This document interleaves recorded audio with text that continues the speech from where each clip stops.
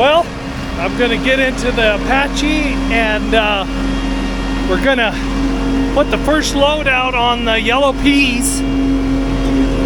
It's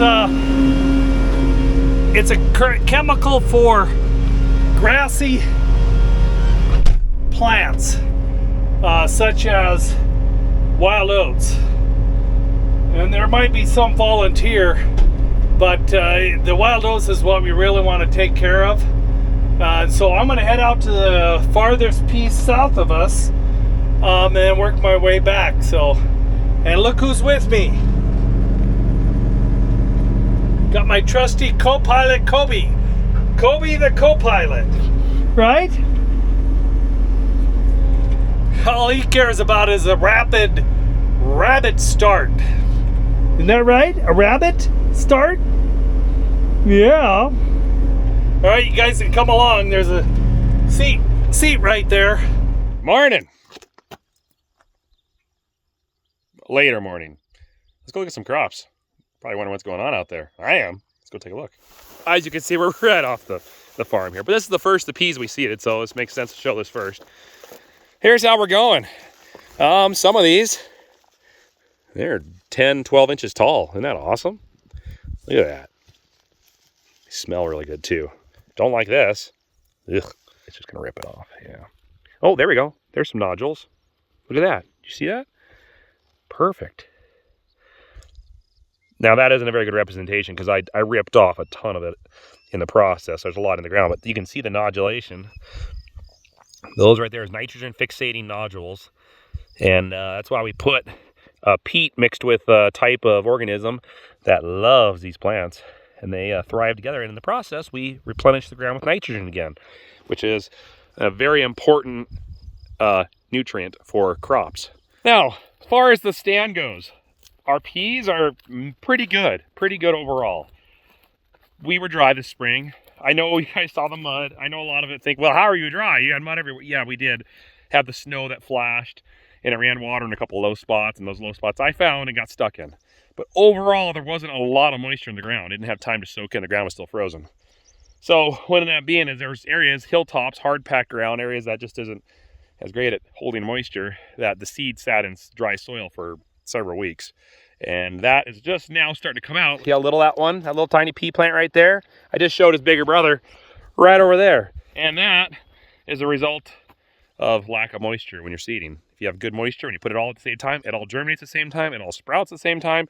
This mosquito sucked a ton of my blood. And same as with our wheat. Our wheat looks actually significantly worse. There's areas where it's bare and areas where there's tall wheat growing. Doesn't mean, oh, look at that thing. Little stinker. But on the bright side, it's growing. Multiple stages doesn't necessarily mean a wreck. It just means that it's a little bit more challenging when you go to spray it because you got to make sure you're in the right stage of the plant, that the chemical won't hurt it, but it'll do what it needs to do. And then two, when it comes time for harvest, you might have crop that's ready to harvest, and then some that needs another week or two to finish maturing. So that's kind of the dilemma you can get into. For wheat, it's not as big a deal because wheat can sit in the field longer than, say, peas. It doesn't shell out very easy at all. In fact, it really doesn't. It'll lay over before it shells out, unless it gets hailed. Don't say that word. So, but the peas, on the other hand, we'll have to keep an eye on it because when it's ready to go, it's ready to go, and you got to get in, and you got to take care of it and get it harvested. And if there's green peas and then there's ripe peas, you might have to think about, I don't know, you'll have to just have to look at your options you got then. But when it comes to the wheat, we should be okay there. It's just ideally in a perfect world, we like it all to be at the same stage at the same time. Now, let's go take a look at the other side of the road. This looks absolutely disgusting. Is there wheat there? Oh, this has got to get sprayed bad. So, this is a really bad area. This corner here. This is where the sprayer slows down. We don't have as good a spray technology, or well, yet. We're getting there. But here's our wheat, see? Okay. There we are. So, this is just an area corner here where the spray didn't hit very well. But that is, though, we have a problem because we have weeds like that growing in a lot of our ground that didn't get killed by the pre-spray because, well, it's immune to Roundup. But that's some healthy looking spring wheat, and it's thick down the rows, really thick. The spring wheat, on the other hand, you know, it's pretty good overall. I mean, there's a couple fields that are not good, but the majority of it is doing well. Now that we have finally got some rain, and everything's germinating. There's a lot of young wheat with the older wheat, like that one right there. See how tall that one is? And then you go over to, like, I don't know, say right here, and you got this one. See what I mean? It doesn't necessarily mean a wreck, it just means it's gonna add a little bit more challenges down the road. But the one problem that we have is with this growing like it is right now, this needs sprayed. We have product we can spray on this and take care of these weeds. The issue is you can't spray that product until the wheat is mature enough, the 3-leaf stage. In other words, it's got to have 3 leaves on it. That one there has 3 leaves, so that one's right on the edge of being okay to spray. But there's little guys that don't yet, and so you'll hurt them if you do. So we got to wait till the little guys get big enough to spray, which the problem is the big weeds just get bigger and harder to kill, and they start choking out the wheat that's underneath there. And it looks absolutely horrendous from the road, and all the neighbors make fun of us. No, they don't. We actually have great neighbors, but we think they do. Loving the green though, look at that.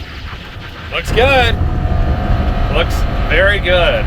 Okay, we seeded, we were able to start seeding the peas this spring toward the last part of April, which was a little later than normal because of the length of the winter. It just wouldn't quite warm up and the snow left late.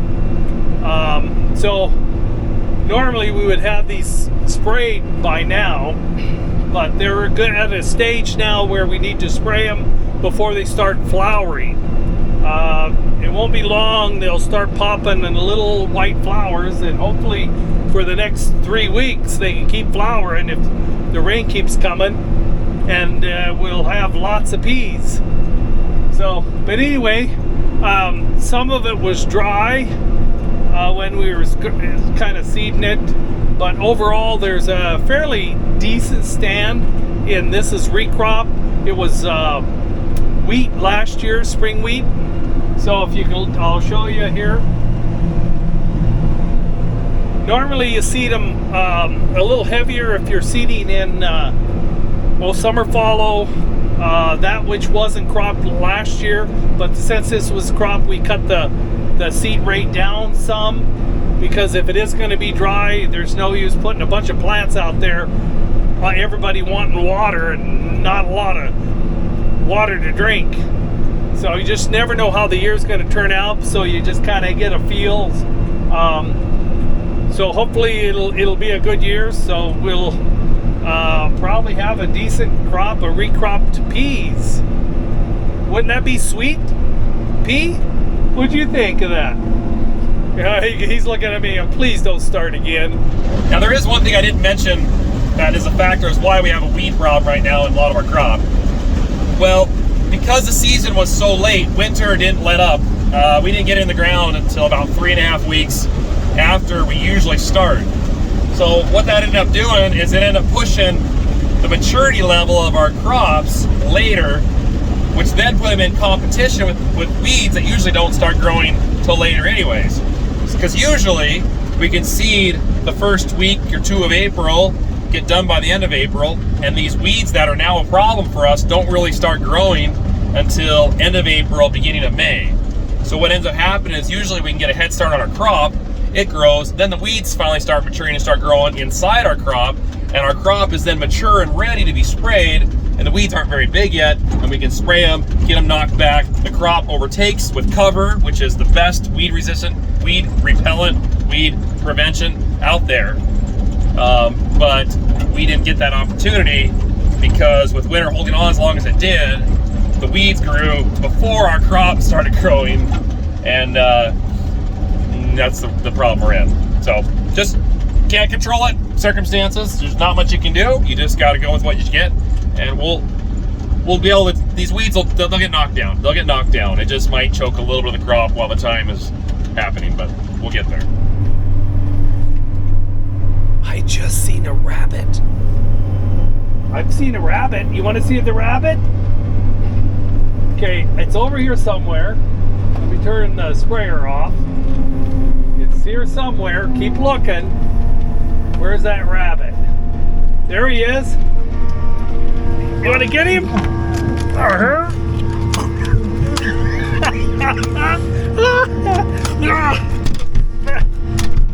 Look! I'm so stuck. Okay, there he goes. All right. Yeah, I saw that one before Coby did. I must have ate too many carrots or so. But anyway, yeah, he's been waiting for a long time, and glad he got one. So anyway, let's get back on track again. All right, now let's take a look at the camelina. This is the very first crop we put in. I seeded it the first day we started. We scratched the surface with it. It's like canola. You don't put in very deep at all. We just barely scraped the surface. There was a lot of kochia growing. This stuff, our nemesis.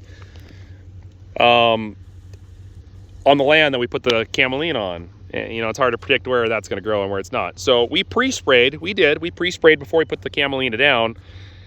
But there's not many options you can use for pre-spray because camelina is extremely sensitive to a lot of the chemicals. This is camelina right here. And so we had to only use glyphosate. And, well, as we all know, kochia doesn't really care about glyphosate. It just ignores it. It's just like water to it. So we had kind of a wreck. That's number one. Number two is it was so dry when we seeded this because we never got a lick of rain from the moment I seeded this, the very first day of seeding, till 3.5 weeks later, almost 4 weeks later. What happened was the camelina, it never germinated. So it was very spotty. Maybe 10% came up at most. And then there's patches where there happened to be a little bit of moisture and it came up. So we were left with a problem. Okay, it's gonna be a wreck. There's gonna be a lot of weeds in it. What do you do? Because there's not a lot of chemistry available for camelina to spray broadleafs. So the rep said, well, your best bet is to either spray it all out and just follow it and just count it as a loss, or potentially you spray it all out and there's all that camelina seed that didn't germinate yet, and if you do get a rain, it'll grow, which is happening right now, and you still might get a crop. That was basically our options. So we chose option number 2 and decided, well, let's just spray it out. And instead of continuing to spray it out, we'll see what happens. So I mixed up a batch and I went through and I tried to spray out all the kochia, try to kill all the weeds. I killed a bunch of camelina in the process, but that was just gonna happen regardless. And so now we're at that spot, but it's still so young, it's so little. I just don't know, it's late. Camelina is supposed to be seeded early, and we weren't able with the weather the way it was. So I'm not anticipating a good camelina crop. We're not ruling camelina out. I'm not against camelina. This is not a bash on camelina. I think camelina could be a great player in this environment. I've heard it's an amazing drought crop once it's established. It's got to grow first. So once it's established, I've heard it can weather some serious drought. Pretty amazing, which is what we love. But it's just been a terrible year for trying camelina, just like all the other crops we tried. So we'll see. We'll keep an eye on this. Verdict's not out yet. If worst comes to worst, we'll spray it all out. We'll follow this, and then we'll crop it next year to something else. It's not the end of the world. It's just would have been awesome to see some camelina grow. And if any of you are wondering, man, Welkers, you guys got to control your weeds. They're out of control. Well, this is on the other side of the road, the county road, and this is our neighbor's field. And it's a green mat. No, this is not crop. This is 100% weed mat, the entire thing. They actually sprayed this. You can see it's laying over, so that's good. See, they struggle too. And it's just been an enormous battle with the environment because of hail and drought.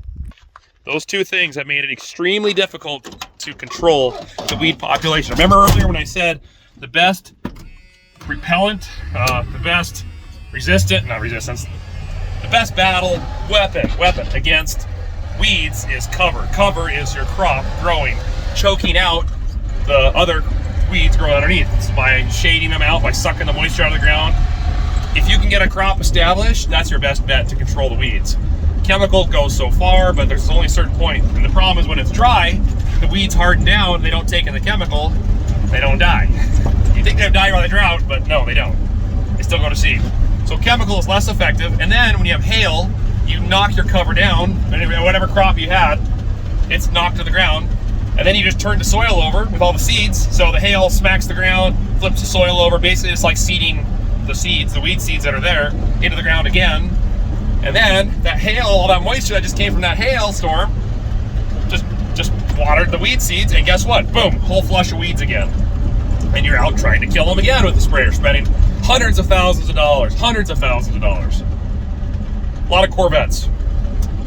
So that's why we're buying a weeded system, or in the process of installing it, is so that we can save hundreds of thousands of dollars taking care of these weeds efficiently, environmentally friendly, and effectively, because we can put heavier doses down on those weeds, but not a blanket spray across the entire land, only on the weeds.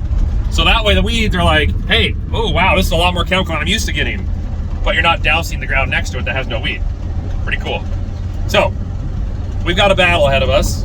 This is going to be a several year process to get this land under control again. It's just been back-to-back seasons of hail. 1, 2, 3, bam, bam, bam. And you just can't. The only thing that's going to stop those weeds from being that way is if it was virgin ground like that. Established grass and alfalfa and clover and whatever else is native out here. That land there, which that's actually CRP, that's not going to have a weed wreck with hail. That's not going to have a weed wreck with drought, because it's established cover. That ground is matted. It's a sod. But farmable ground, you're tilling the ground over. You're trying to only have one plant growing, and you open up the door for a lot of competition. That's a lot of talking. I hope you guys learned something. I got to get back to work. You see a rabbit? You want to see that rabbit? All right.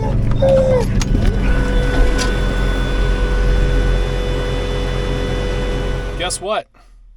They're pouring concrete. All right.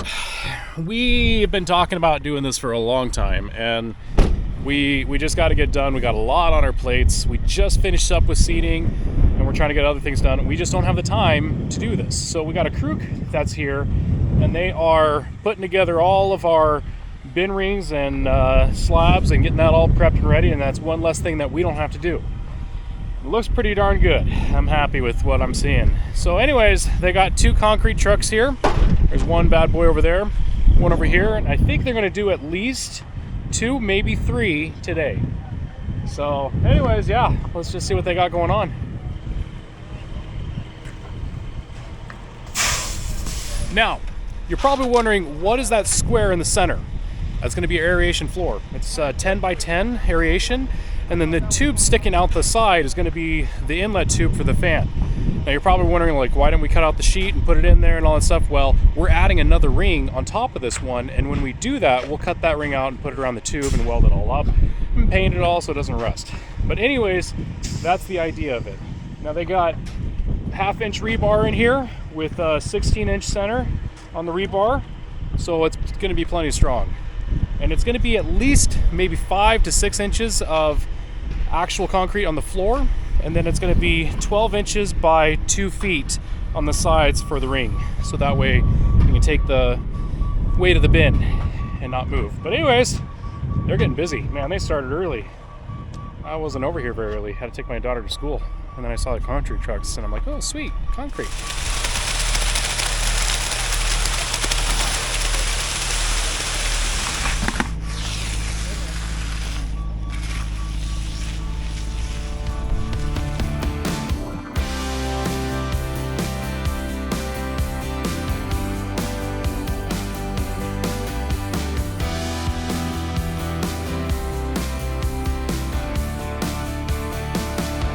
All right, Coby's got a coyote he's chasing right over there. The coyote isn't running really fast. It's so far over there now.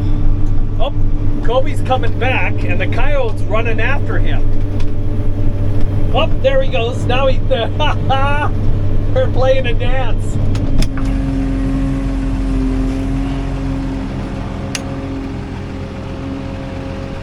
Get the coyote! Get the coyote! All right, come here!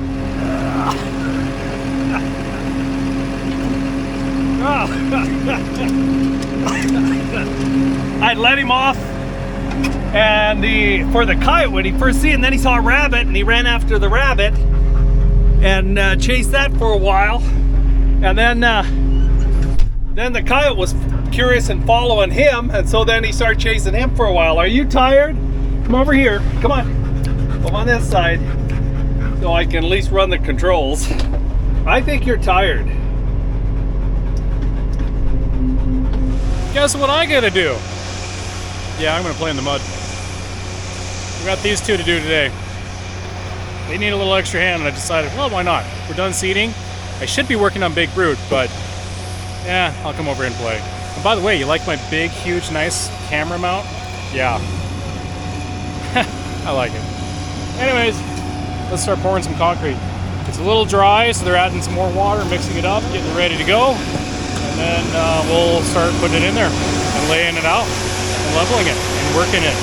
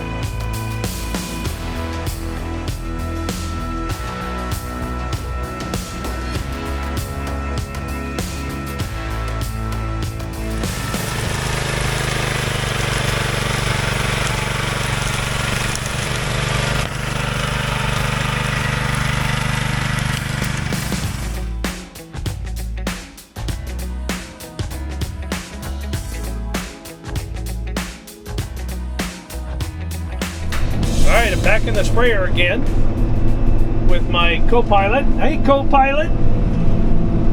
Are you looking? What are you looking for? You chased a lot of rabbits, didn't you? And coyotes? There was tons of coyotes. There's been an increase in jackrabbits and number of coyotes. And so he's got the opportunity to steer them out of the way of the sprayer, because we don't want to rabbitize the nozzles. It would be a hairy experience if that happened. But no, it's been a fun journey spraying for Coby. Ready? All right.